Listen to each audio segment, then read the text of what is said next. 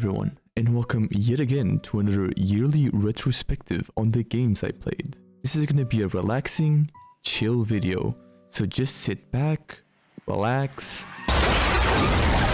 What is this, baby o'clock? What is this soft-spoken, monotone, agreeable reviewer garbage? It's 2025 now, and my mental health is in complete shambles. You know what that means? It's time to throw all my garbage takes out into the digital void. But this time, we gotta do things a little differently, okay? First of all, I am not going to extensively review everything. Last time I had trouble coming up with any original material for like half of the games I played. Not to mention, in 40 minutes, I was only able to cover like half of them. So in an effort to make this video shorter, more watchable, and also easier to make considering I played 37 different games this year, if I can't come up with anything to say about a game, then I won't. If you're curious about the other half that I said I was going to review eventually, here, take a single word that describes my feelings for each one. I'll probably never elaborate on any of them, so if you're mad, sucks to be you, I guess. Oh, and another thing. I know that saying, I think this thing isn't very good because XYZ is a lot more understandable and productive than this thing is complete fucking garbage and it got my entire family killed. But the second one is a lot funnier, so I'll be doing it the whole time without ever mentioning how it's all subjective in my opinion, outside of this one moment that's happening right now. So don't go apeshit over video games on the internet, okay? Alright, just start the video already, we have a lot to go over. Right, so something I realized I fucked up at last year was how I didn't take any notes or write anything about the games at any point before starting to write the script in November. So I didn't remember jack shit from a lot of the more forgettable games from the beginning of the year. Because of that, I told myself, okay, next year I'll write about the games as soon as I finish them so that 1, it'll be way easier to write about them, and 2, I don't have to rush out the entire script at the end of the year. Yeah, so I didn't do any of that again, and I don't remember much about this game at all, though I think that in itself speaks for how good the game is. I mean, it's alright, like, it wasn't as scary as the last game, and although a lot of that is definitely because I played it with a friend, I think it's also because this game in general is just more goofy. Like, for instance, there's these funny-ass wheel things you can ride around on that just prevent you from taking fall damage and let you outrun everything literally forever since they don't need fuel or anything. There's quite literally nothing to be scared about. They did make one big improvement over the previous game, which was adding this radar to track objectives and tell you where to go next. It just makes progression so much smoother instead of it just being you walking around randomly like a hobo looking for a cave like in the first game.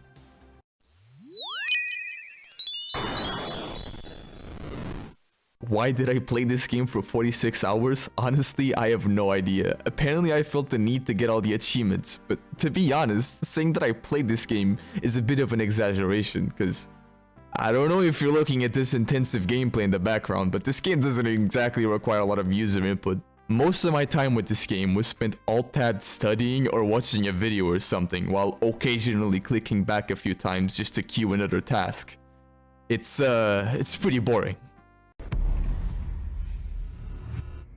On the one hand, this game is really good because... Tava fazendo play, comentaram. O que é disso, caralho? Mas o que é disso, Gabriel? Tu gostas de... Estar aqui. Ei, aí ninguém reforçou o safão. Bem, Mike. Como é isso? Oh, mano, estava um gajo atrás. E atrás, matei. Aí, Oh, de tiros. Nem há IQ. Até acho. Quando o mouse disparou,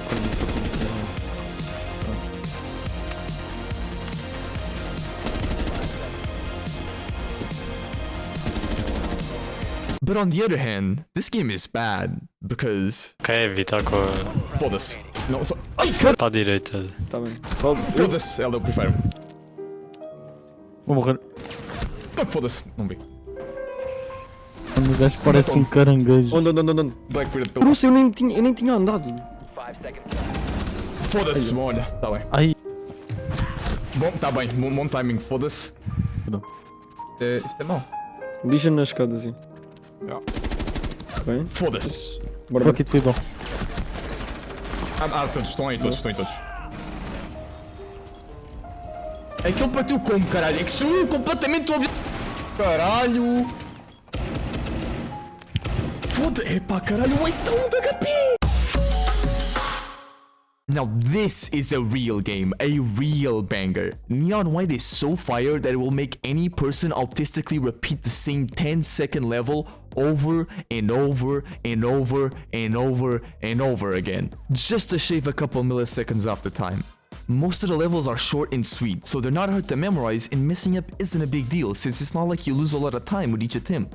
If you're afraid that, oh, what if I can figure out a good route for each level and I'm only good when it comes to the execution? Don't. There's an insight mechanic that gives you hints on better routes to take as your time improves. The game is as easy or as hard as you want. If you just want to beat the game, get a few medals here and there and you'll be good. Want to show off? Get all the achievements like I did. Want to show off more? Beat all the optional death times. Want to be better than literally everybody else? There's global leaderboards for each level. So go ahead, the sky's the limit, and don't you worry, cause all the while you're doing that, you have a sick ass soundtrack blasting in the background. Heaven is a trip.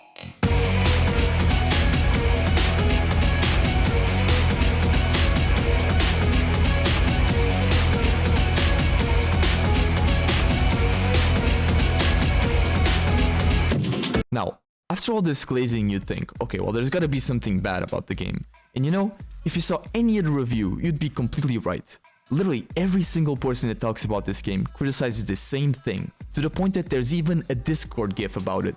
That is among the first results when you search for Neon White. Pretty much everybody agrees that the story is bad because the writing is cringe, and used this line as the example. Me too.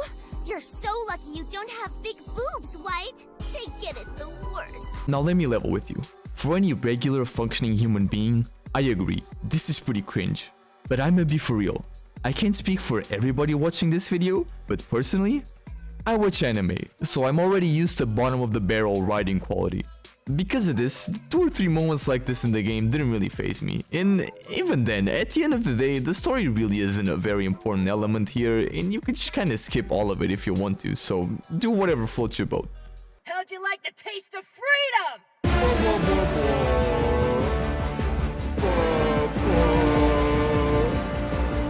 I think if you existed this year, you probably already know about this game, and for good reason, it's super fun. It won Best Multiplayer Game at the Game Awards, for crying out loud, of course it's good. I feel like I don't really need to make a pitch for this game, cause if you look at this explosion and don't think that this game is awesome, then I honestly don't know what to tell you. The one thing I could say that I didn't really hear a lot of people talk about is how satisfying shooting the enemies feels, cause they do the same thing as Left 4 Dead 2, where all the enemies have a lot of destructible parts and limbs you can shoot off, which just gives this sense of impact and feedback to the shooting. Or you know, maybe I'm just a psychopath, but the game obviously lost a lot of its massive fan base it had on release, but that hardly matters considering there's still a decent player base and it's still being updated.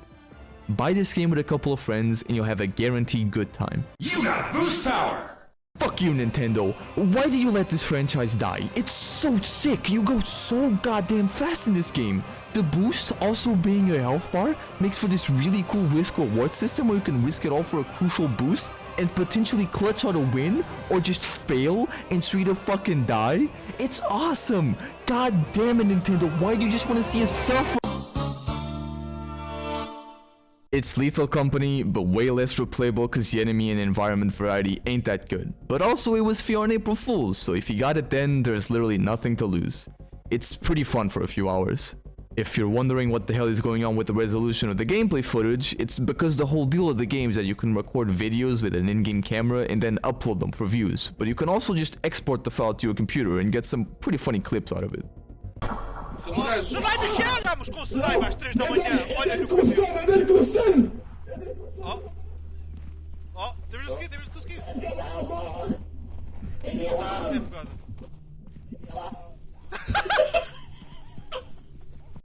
You're fucking gay! As in homosexual! On a completely unrelated note, I'd like to mention that I played this game on a Nintendo Switch, back when the PC version wasn't out yet. Yup, definitely a real Nintendo Switch, and I especially wouldn't dare playing it on, I don't know, say an emulator or something, especially considering how Nintendo is going pretty wild with copyright strikes on videos with gameplay footage from emulators. Now that that is out of the way, look at this funny bug that happened when I was playing this game on my real Nintendo Switch. I don't really have much to say about this game. Everything about it is pretty solid. The biggest complaint I have is that maybe it's a bit too long for how simple the gameplay is. It got a bit tiring towards the end, and I kinda had to force myself to finish it. That should do it. Never in my life have I been humbled so hard by what is essentially a children's puzzle game. Maybe I'm just a moron, but how the fuck is a 12-year-old child supposed to beat some of these puzzles when somebody stumped a call of like 3 or 4 20-year-old college students? As far as puzzles go, I have no complaints. I think I'm gonna keep being haunted by that goddamn puzzle theme, but that's about it. What I will complain about is how crappy the actual plot and main mystery of the game is. I won't spoil it, obviously, but for a game with so many puzzles that require a good amount of knowledge, logic, and deduction, for me, the ending being so fantastical and yet somehow incredibly predictable made it really disappointing. This year I had another little fighting game arc. I don't really know why, considering I still suck mega balls at them and it's like my Achilles heel at this point, but fuck it, right? I'll probably improve at some point. I only played a little bit of Street Fighter. I mainly just got good enough to beat the arcade mode and then got bodied like 30 times by Gil. Jesus Christ, man, chill out. But Guilty Gear I actually played a decent amount of, against friends and a couple of people online. Obviously, I, being the intelligent man that I am, decided to play as the utmost refined and complex character of the cast that requires the most precision, patience, and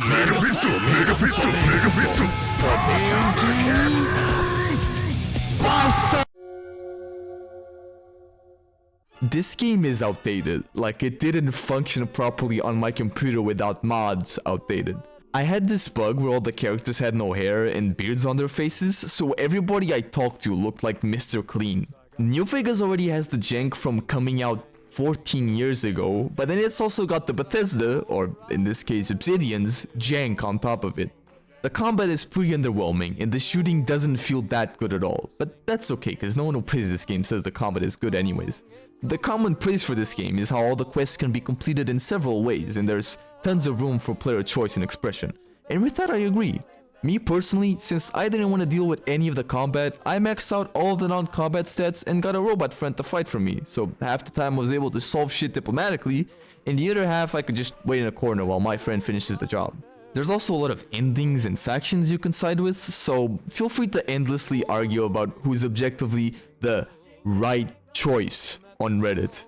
Wubba dubba dubba, is that true? Huh? It's up to you! Yay! 1, 2, 3, 2, 3. 1, 2, 3. 1, 2, 3. 2, 3. Up to you! 1, 2, 3. Up to 1, 2, 3. Up to 1, 2, 3. Let's go read the budget book! 1, 2, 3. 1, 2, 3. 1, 2, 3. 2,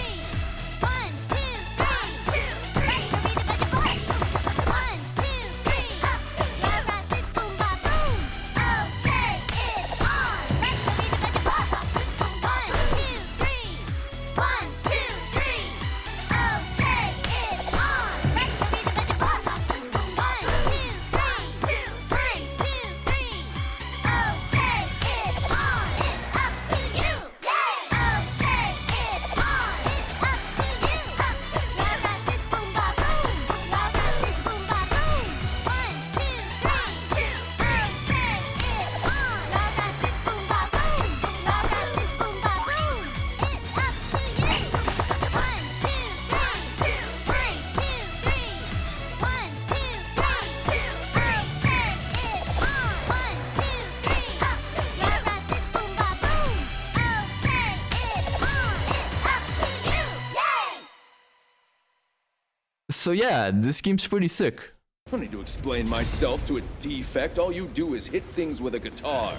But I'm really good at it. Ugh. Hi-Fi Rush is what happens when the entire dev team at a game studio pours their heart out into making a truly great video game. The story isn't very deep at all, but it's just got this amazing feel-good energy to it. Pretty much every single character and NPC in this game is charming and funny in some way. The combat feels amazing. Mixing hack and slash combat with rhythm can be a bit intimidating and hard to get used to at the beginning, but once you get the hang of it and start getting into this flow state where you're able to sift through all the confusion and enemies on screen and just focus on the rhythm of the song to time your hits and parries, dude, absolute Synth gaming. It's full of side content and goofy stuff to unlock. It's obviously got a groovy soundtrack. The game looks great and there's a lot of amazing visual set pieces. It's basically the perfect game in almost every way possible and a glowing example of how the rest of the AAA game industry should make games. So why the fuck did you close the studio, Microsoft? Why did you feel the need to ruin everything? It's okay to be shit, but why go out of your way to destroy the little good that's left in the world? You money-sucking monsters! I hope from the bottom of my heart that a sequel to Hi-Fi Rush does end up coming out and becomes a critical success, just so it bites Microsoft in the ass, cause this story needs its happy ending.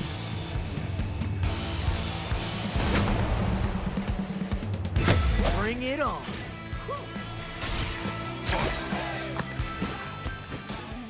Objection! He made fun of me. These games were probably the single biggest disappointment I had this year. Before anybody gets riled up, for context, I like visual novels. In fact, I really like mystery visual novels, Ace Attorney being one of them.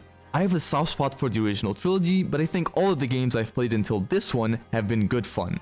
And if I had to describe in a single word what my biggest problem with this game is, I would say verbose. Being verbose, for anyone who doesn't know and isn't bothered to Google, essentially means to say in many words what could be said with just a few.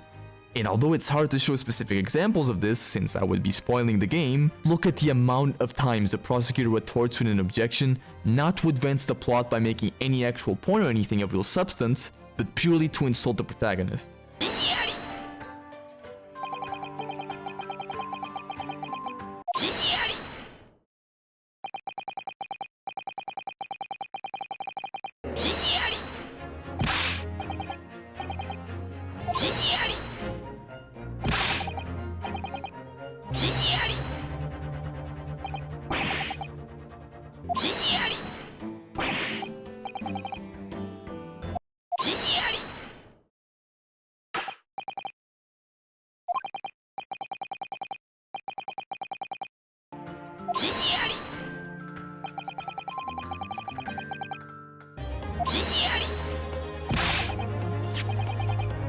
And if you don't believe me, consider how, for example, it takes 35 minutes to get into the very first cross-examination, when in any other Ace Attorney game, it would have happened within the first 10.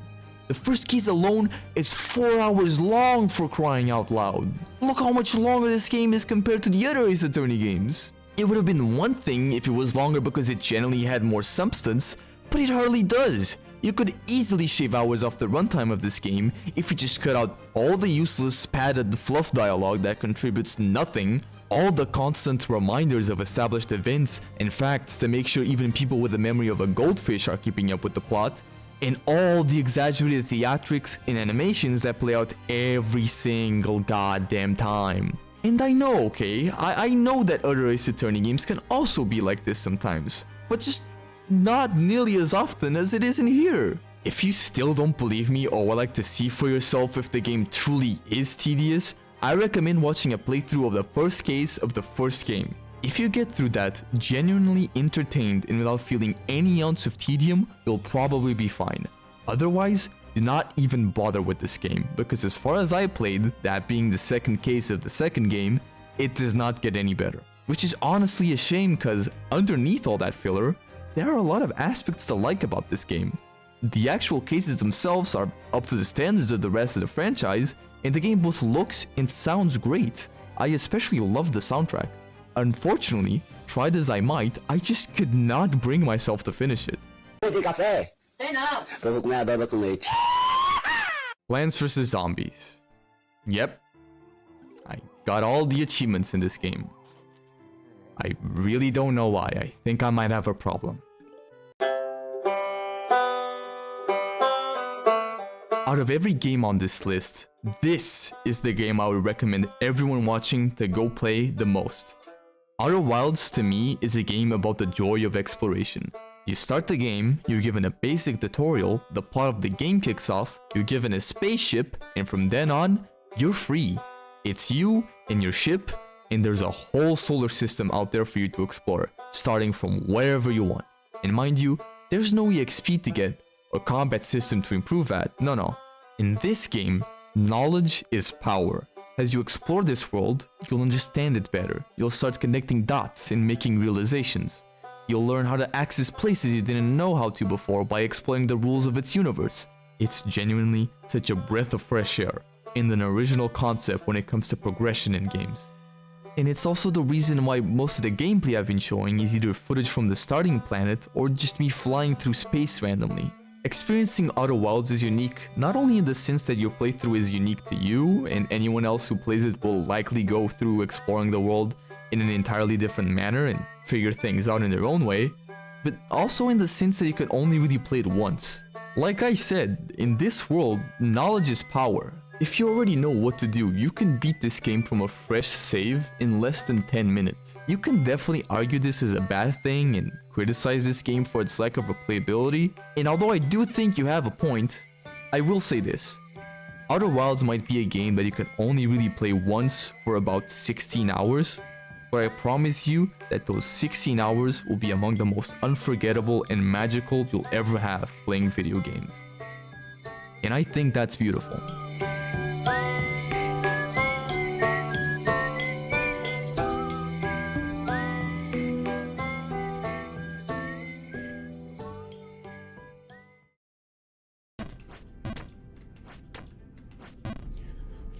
Jump King is a game where you jump, and if you succeed at jumping enough times, you get a smoking hot babe.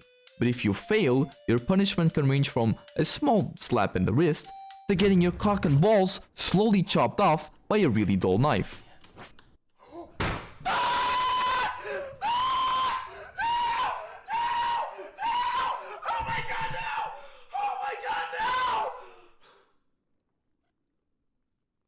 It's pretty brutal and intimidating, especially considering there really isn't any trick to improve at the game other than trying over and over again until you just know how to make jumps by instinct and previous experience alone. But I promise you that there is a light at the end of the tunnel as long as you stay patient and don't give up. I had the exact same feelings at the beginning, but I was able to beat the game for the first time in around 8 hours, then 35 minutes, and then in less than 15. Or, you know, maybe I'm just autistic and I should probably get a job or something. Do you get to the Cloud District very often?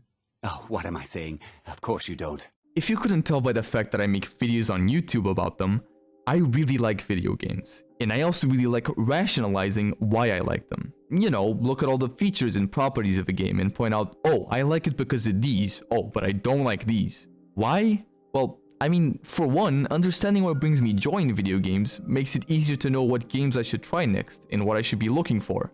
But in all honesty, it's really just because I'm clinically insane and I like obsessing over them. Despite this, however, Skyrim is this weird exception for me, where the more I think about it, the more problems and flaws I see in it that, in theory, should prevent me from having fun. And yet, despite that, I've played it for probably 350 hours across 3 different versions. It's definitely got a lot of problems. It's a Bethesda game, so it's got a shit ton of bugs. Some of them are goofy, like the giants sending you into space when they kill you. Some of them are easily exploitable, like the one merchant in Dawnstar whose inventory can be accessed from this one debug chest hidden in this one spot. But some of them are just straight up bad, like essential main story missions completely breaking and not functioning properly, preventing you from finishing them without going back a save or using console commands. The combat is also pretty garbage and has next to no strategy or depth whatsoever. Balance is non-existent and some builds are clearly better than others, hence why literally everybody that plays this game becomes a stealth archer at some point. It's got all these fundamental problems that should make this game miserable, but be it by nostalgia or some kind of weird mind virus that comes in packaged with every Bethesda game, I can't help but focus on the parts it does well on. Also, it's nothing a couple hundred mods can't fix. I won't talk about mods here cause, well, even though they do literally everything from bug fixing to balancing to adding mechanics or areas to improving things that are already in the game, or fuck it, there's even all the thousands and thousands of sex mods. The point is, I think it would be cheating to say, oh, Skyrim is really good if you just do all the setup and install this external shit first. But if there's one thing that I think even Skyrim Vanilla does perfectly, and is the reason why I got addicted to it in the first place, is its atmosphere. Oh my god. That soundtrack is so beautiful, it makes me feel so at peace.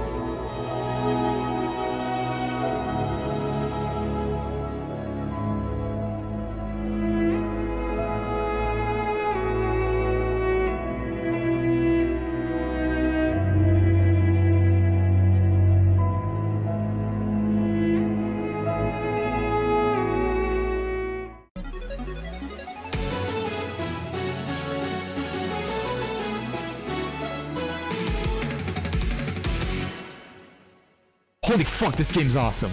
Why does nobody talk about it? This is why Gravity Circuit is so fucking good it makes my dick rock hard. Number 1! Movement!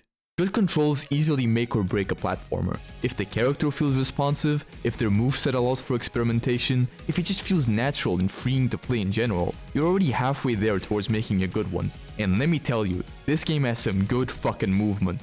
You know, when I started playing this game and saw that the default attack was a really close range melee one and that this game had contact damage, I thought, man, I sure do hope these controls are tight because accidentally running into shit is gonna be annoying. But it's okay, that's not a problem at all. I was an idiot. This is Gravity Circuit. Look at this fucking movement. This shit isn't just precise, okay? It's pinpoint. Wanna kick the shit out of everything? Go for it. You got uppercuts, power drivers, parries, giant laser beams, and your goddamn fists. You wanna blitz past everything? Go for it. You got sprinting, dashes, double jumps, wall jumps, and a fucking grappling hook. Holy shit, it's so good. Number 2, music. I don't have anything to say. Just listen to this shit.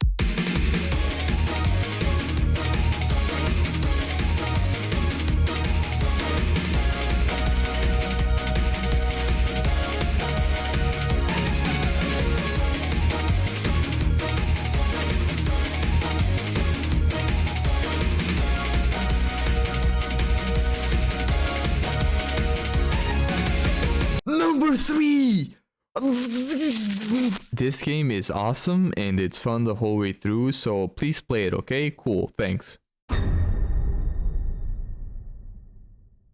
Okay, this is easily going to be my stinkiest, foulest opinion I'm gonna throw out on this video. But I don't care, okay? It's my video, it's gonna have my stinky opinions, the opinion in this case being, I don't like Souls-likes. Like, at all. And I know, okay? I know I'm in the tiny minority and that there's 700 billion different video essays talking about how good they are and how they saved the people who played them and single-handedly fixed every single problem in their lives and revolutionized the gaming industry and how From Software invented making good, difficult games, but I just don't see it, okay? I'm sorry. And before I get lumped in with the losers that complain about these games because, man, they're too hard and I keep dying to the bosses. The bosses are the good part. They're without a doubt the best part of these games, and it's when they become completely untouchable. My problem is with literally everything else. Now, I'm not gonna pretend that my criticisms are at all objective because they're not, but at the end of the day, as someone who forced himself to complete Dark Souls 3 and played Bloodborne for a couple of hours before getting bored, I just cannot say I had a good time.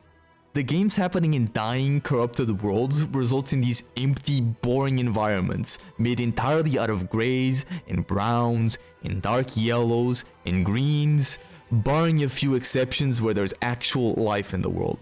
The non-traditional storytelling that doesn't really make use of cutscenes or dialogue very often, like, you know, almost every other game does? No. Here, it's instead told mostly through the environment or item descriptions. And listen, I'm not gonna say that this is a bad thing. I mean, Dark Souls lore has a massive wiki and whole YouTube channels dedicated to it, but it definitely isn't my cup of tea. Call me basic, but I'll easily take a generic world with compelling, relatable, and evolving characters that I can feel attached to with time, over an interesting world with, well, I wouldn't say straight up bad characters, but considering most of them don't even have 10 minutes of dialogue in this 30-hour game, it's safe to say I'm not really gonna care for any of these people. the lack of music outside boss battles or a few hub areas. I know that's not a big deal, but hearing nothing but the footsteps of your character for hours on end definitely doesn't help with the repetition. And before you say it, I know, it's so when music does play during a boss fight or something, it feels more intense because of the juxtaposition between no music and intense orchestra music. But you wanna know something? Every other game does that with their music. That's why you can tell which of these songs plays during a regular level and which one of these plays during a boss fight. This is like starving yourself for a day and being surprised that food suddenly tastes better. No shit, that doesn't mean you should just starve for a day. But all of this doesn't matter whatsoever compared to the simple fact that gameplay outside of bosses is fucking boring. To me, it feels like most of the characteristics of this game are at odds with one another and make the end result an unsatisfying clash of different ideas that go against each other. Let me give you an example. The combat for the majority of players boils down to waiting for an enemy attack, dodging, and then counterattacking.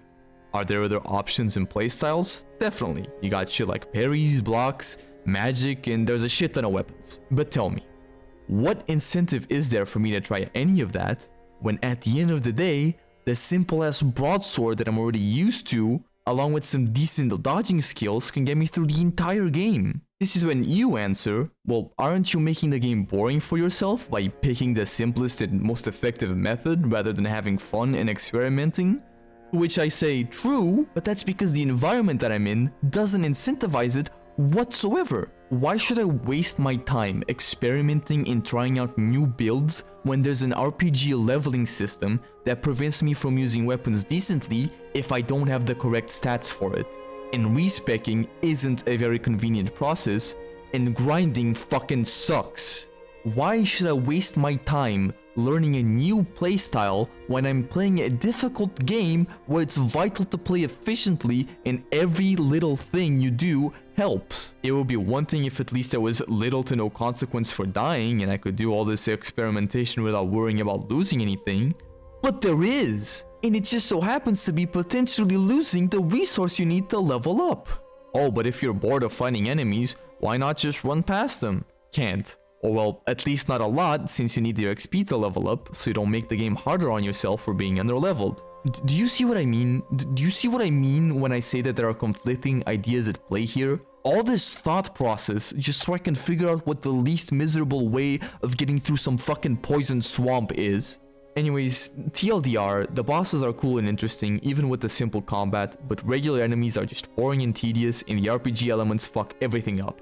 It's been like 900 words and I still haven't actually talked about the game that this entry is about, so I should probably talk about Sekiro now. Luckily for me, this big ass rant actually served a purpose and wasn't just here because I'm an unhinged moron. You know all I've been complaining about for like the last 5 minutes? Sekiro fixed literally all of it. You only have one main weapon, but the entire game is built around it. Sure, variety is way smaller, but the depth of that one weapon is way higher than anything in Dark Souls. Combat now requires, and I do mean requires, you will die otherwise, attacks of your own, not just counterattacks, preferably parries and not blocks, dodges, jumps, and managing a whole other bar along with your health bar. Combat is faster and more deadly. You and your enemies do a lot of damage and die quickly. Don't feel like fighting some lackey for the 10th time? You don't need to. XP isn't nearly as important or necessary, and only bosses and tougher special enemies, you know, the actual cool parts, drop items that make you stronger. Avoiding enemies and traversing the environment is actually cool, cause unlike in Dark Souls where you jump by pressing on the fucking control stick, you actually have some decent movement here, along with a grappling hook, so the environment can be a hell of a lot more interesting and vertical. And that's not even mentioning that if you want to both get EXP and deal with enemies quickly, you can just also stealth around for quick, easy kills on the weaker ones. Most of the areas in this game look absolutely stunning and vibrant. Music actually plays outside boss battles, and the story still sucks. Okay, maybe they didn't fix literally everything. The bosses, oh my god, the bosses. Listen, I think every From Software game has contenders for best boss fight of all time, But oh my god, does this game especially have some good boss battles. Sword Saint Ishin might just be my favorite boss battle of all time. I hope all the glazing I gave Sekiro can compensate for all the shit talk I give to Dark Souls. And god am I praying that From Software makes more games like this and not like this, so I can finally join all the video essayists that talk about how Miyazaki is an industry genius and how he's actually the second coming of Jesus Christ.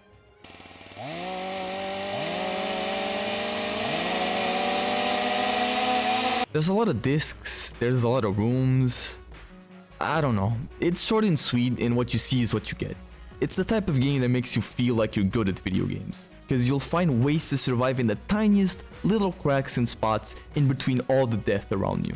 Just be aware that it really is short, okay? I did literally everything in the game in 5 hours, and yes, I definitely included this line just so I could show how I got all the achievements. Man, I should really think about going outside at some.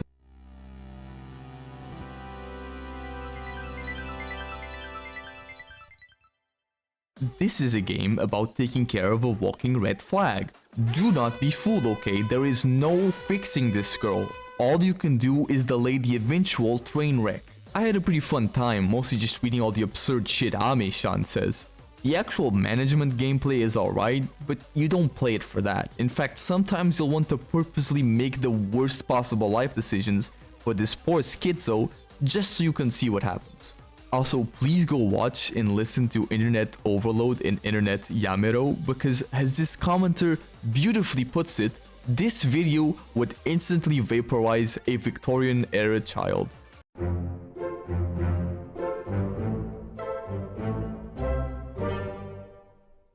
Obra Dinn is probably the most unique detective game I've ever played. Not only because the gimmick of your character is that you have a pocket watch that lets you see a person's last moments as long as you're near their body, but also because of the way that it has you figure things out. Typically in murder mystery games, there's tons of solid, concrete evidence at your disposal, so that there's a clear path and chain of deductions you can make to solve the case. But here, within the tutorial of the game, it tells you that decisive information is rare, and it's not lying. There's 60 different people whose fates you have to establish. You have to not only tie every name on the passenger list to a person in this picture, but also say exactly what happened to them and how they died. And let me tell you, every little detail matters when identifying people. And I do mean every detail. Looking at the clothes they wear and what actions you see them perform on the ship to figure out who they are based on their occupation. Hearing the language they speak, or in the many cases where they don't have a single line of dialogue, hearing the language of who they hang out with speaks. Obviously there's the few cut and dry cases where they say the person's name out loud or something like that, but those are few and far between. Most of the time, you'll only be working with educated guesses, especially when you're near the end and are stuck with a lot of the background crew members with very little identifying information to work with. It's a bit of a double-edged sword. On one hand, it's obviously frustrating to be throwing theories at the wall without a single one sticking, but once they do, you'll feel like a genius for getting it right even though you had so little information. The idea of a game breaking the fourth wall to create a more engaging story and world isn't something that new anymore, especially in the indie game scene, where some of the most well-known games have gotten stupidly popular for this exact reason. However, despite it being one of the first games to do this back when it released originally in 2014, I feel like One Shot kinda got the short end of the stick. This isn't me saying that the game is bad or that it's not popular. It's amazing and it's got a great fan base, but I can't help but think that it should have been closer to the other giants, considering how good it is. I say this because I feel like I should have discovered this game around the time I got super into Undertale years ago, because it's got a lot of the same appeal. It looks unassuming with its simple graphics, but look inside and you'll find lovable characters, funny and witty dialogue, a great soundtrack, and a story that will tug at your heartstrings. This isn't me reducing it to a copycat or anything though. It's its own game with no combat and more of a focus on puzzles, along with its own spin on its meta themes. So please, give it a shot. The world needs you, God.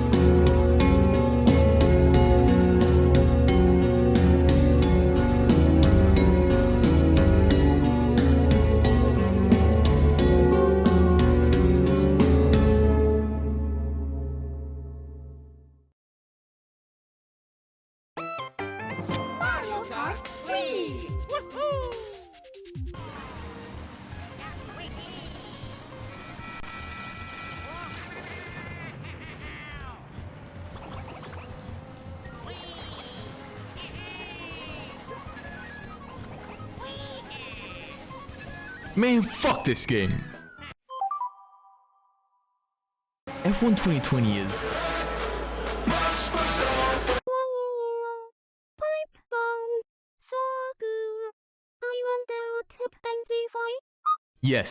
Yes, really. I played this game for 57 hours and I got all the achievements. That is not a joke. And I gotta say, it definitely started as a joke, but it's not a joke anymore. It was actually pretty fun. I don't really have much to add. It's a rhythm game, so it really speaks for itself. Personally, I never really listened to Vocaloid before playing this game, and now I have a whole playlist for it. So it's safe to say I've got the Miku virus. Use that power to your address.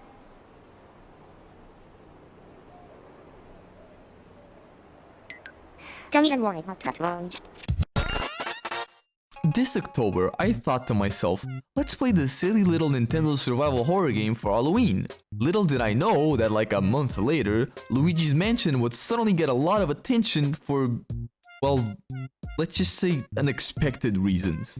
Real-world assassinations aside though, it's an alright game. Honestly, it's more of a puzzle game than anything else, because most of the focus of the game is on figuring out how to catch each ghost off guard. And you can just kinda run past any generic ghost enemy you see. Maria, Apocalypse. Maria. When this game was first announced, I'm not gonna lie, I was a little mad, because my thought process was, okay Sega, so let me guess, you guys haven't been able to make a good Sonic game in the last 13 years without either letting your friends make it for you or having a couple issues. So you decided to just re-release the last good game that you made, make it look 2% better, add what at the time I thought would be just another playable character or a few extra levels, and charge $60 for the whole thing and call it a day. Now, is that what happened? Sorta. As far as the Sonic Generations portion goes, I was basically spot on. It's pretty much identical to the original release, minus a couple of changed voice lines and a new group of collectibles scattered in each level. If you just want to play Sonic Generations, the original version will do just fine. Except it won't, because of course they took it off sale and now you can only buy it in the €60 Legacy Bundle. Wow, funny how that works, thank you Carpenter. On the other hand though, the Shadow Generations portion, holy fuck, this might just be the highest level of quality a Sonic game has ever seen. It looks amazing, it plays great, and it actually added a ton of cool gameplay mechanics with all the edgy-ass Doom Power Shadow unlocks. The level design is amazing and is throwing you alternative paths and shortcuts every 10 seconds. It's a Sonic game, so obviously the soundtrack is good. What we have here is excellent.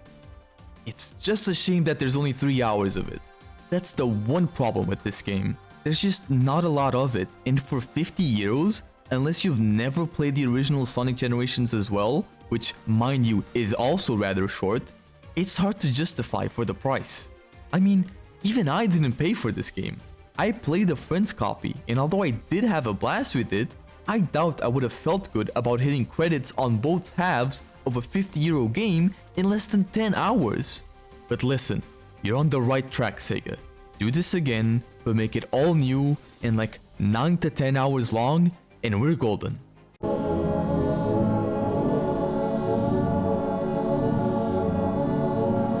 Oh god, no!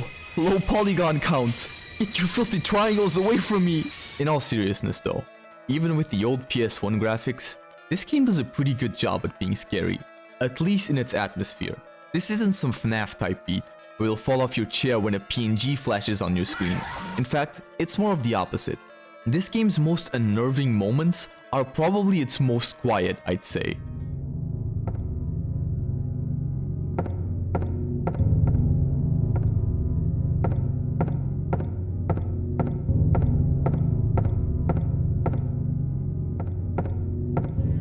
One of the things this game occasionally did that would freak me out is play some random audio cue as if something just came in or whatever, only for me to turn around and there was nothing there. You can make the argument that things like the old FMV cutscenes, the crappy voice acting, or the old blocky graphics take some of the spookiness away, but if there's something that hasn't aged one bit in scariness, it's the soundtrack. Cause Jesus Christ, some of these tracks are nightmarish.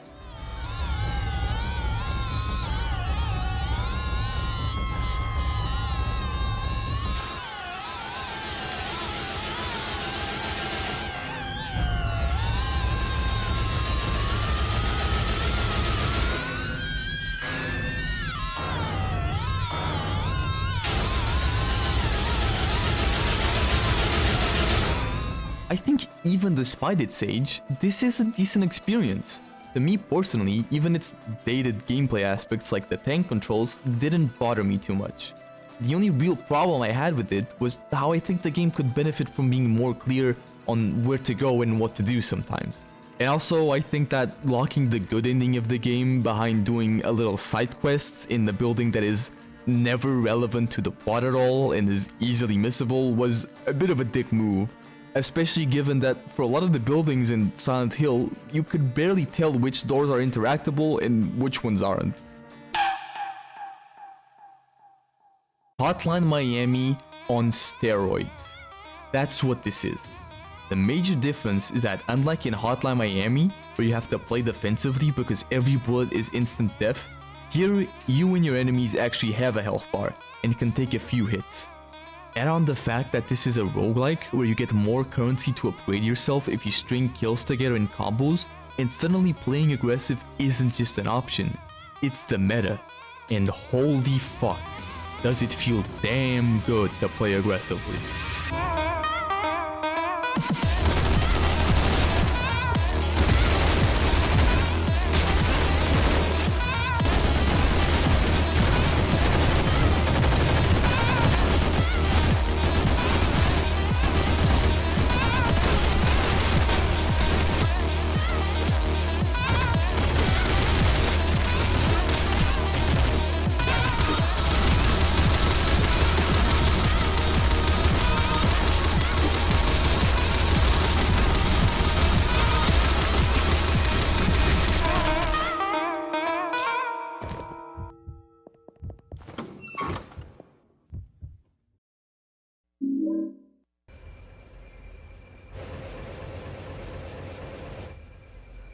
When am I going to back up?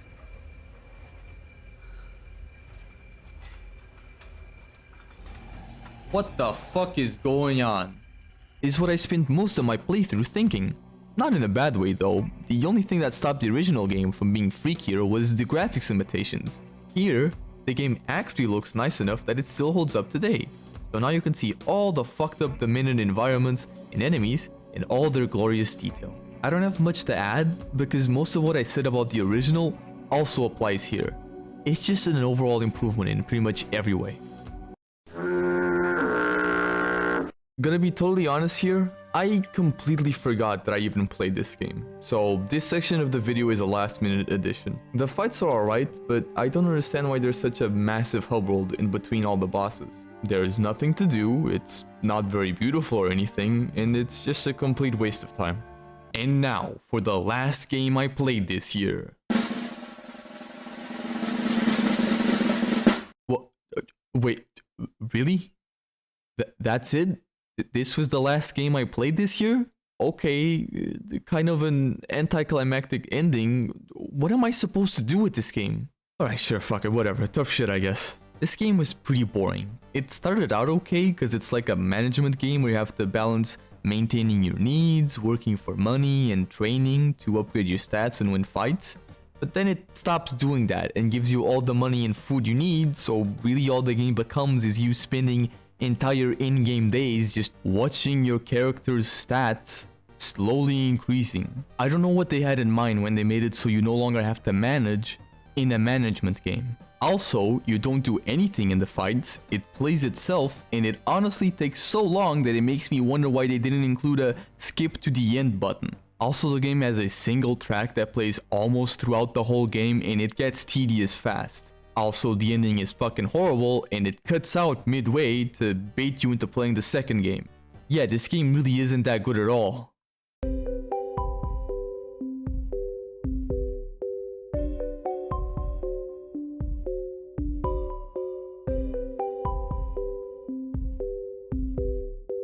Oh yeah, then I played Marvel Rivals in League of Legends for like a month straight.